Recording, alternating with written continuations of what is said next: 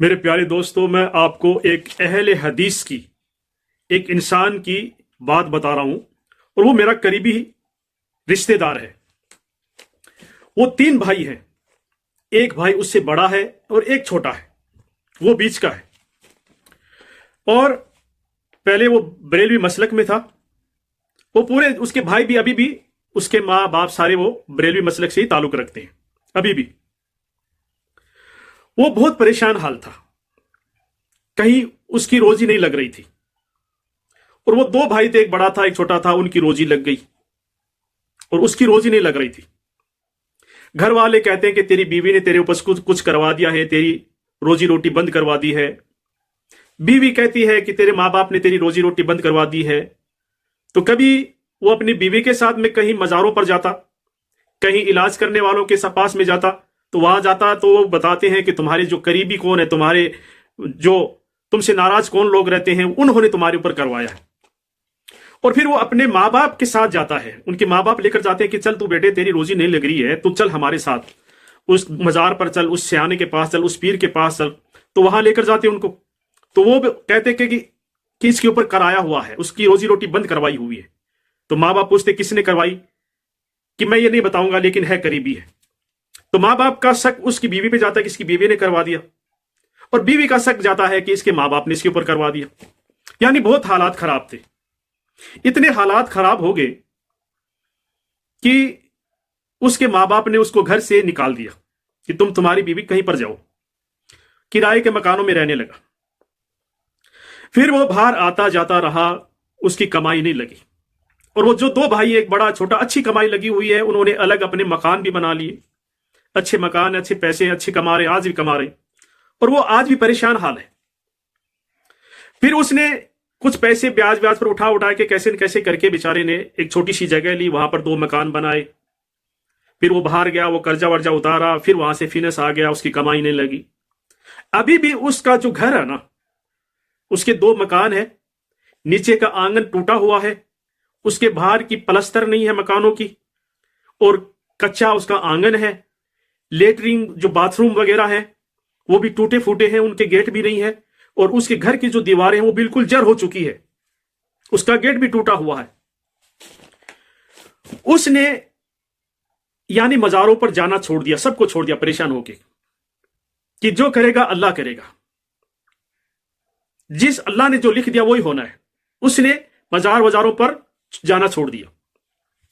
پھر اس نے تحقیق کرنا شروع کر دیا قرآن اور حدیث سے، تو اسے پتا لگا کہ مزار اسلام کے اندر کوئی معنی نہیں رکھتی، کوئی ولی بابا قبر والا کسی کی فریاد کوئی پوری نہیں کر سکتا، کسی کا حاجت روائی پوری نہیں کر سکتا۔ اس کو یہ معلوم چل چکا تھا، وہ توحید کے اوپر آ گیا کہ میں اللہ اور اللہ کے رسول کے سوا کسی کی بات پر عمل نہیں کروں گا، اور جو ہوگا وہ اللہ ہی کرے گا میرے ساتھ۔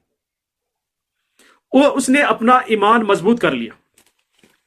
اس کی ماں نے بہت بار کہا کہ بیٹے، تو ولی اولیاء کو نہیں مانتا، ان کی نیاز فاتحہ نہیں لگاتا، اسی لیے تو پریشان حال ہے۔ بہت بار اس کی ماں نے کہا، اور ایک بار اس کی ماں گھر پر آئی، اسے آتی رہتی ہے ماں گھر پر، اور آ کر اس کو کہا کہ میرے بیٹے، تیرے لیے میرا کلیجہ جلتا ہے کہ تو غریب ہے، تیرے مکانوں کی حالت بہت خراب ہے، خستہ ہے، تیرے جو اولاد ہے وہ شادی کے لائق ہو گئی ہے، تیرے پاس گھر نہیں ہے صحیح سا، تیرے پاس پیسہ نہیں ہے، تیرے بچوں کا کوئی رشتہ نہیں کرے گا۔ بیٹے، تو ولی اولیاؤں کی نیاز فاتحہ لگوا، تو مزاروں پر چل، میرے ساتھ چل، تو جد نہ کر، تو برباد ہو گیا۔ اور وہ تیرے دونوں بھائی دیکھ، تیرے دونوں بھائیوں کے پاس اچھے مکان ہیں، وہ مہینے کے لاکھ روپے کماتے ہیں، ان کے پاس پیسے ہیں، انہوں نے ایکسٹرا زمینیں خرید رکھی ہیں، ان کی بیوی دیکھو گلے کے اندر ہار پہن کر گھومتی ہے، لیکن تیری بیوی کے پاس کچھ بھی نہیں ہے، ایک سونے کی انگوٹھی بھی نہیں ہے۔ وہ سنتا رہا بیچارہ بیٹھا بیٹھا۔ پھر اس نے کہا کہ میری ماں، اللہ کو چھوڑ کر میں کسی کو حاجت روا نہیں مانوں گا، چاہے مجھے موت آ جائے، چاہے میرے بیوی بچے سارے ختم ہو جائیں، चाहे मैं बीमार पड़ जाऊं, चाहे मेरे जिस्म के अंदर कीड़े पड़ जाए, मेरा जिस्म सड़ जाए, फिर भी मैं अल्लाह के सिवा किसी को हाजत रवा नहीं मानूंगा। मेरी मां, आज के बाद इस बारे में मुझसे बात ना करना मेरी मां, मैं अल्लाह के सिवा किसी को हाजत रवा नहीं मानूंगा। उस शख्स ने यह जवाब दिया अपनी मां को।